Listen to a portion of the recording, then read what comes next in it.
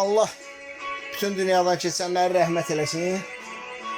Dayım rəhmətli Ərəstun Məlikov Fazillə dost idi. Ləqəbi Kökənay Fazil idi. Allah hər ikisinin qəni-qəni rəhmət eləsin. Daim o Ağnolun birdə Niyaməddin Musayev oxuyurdu, Pastayanlı.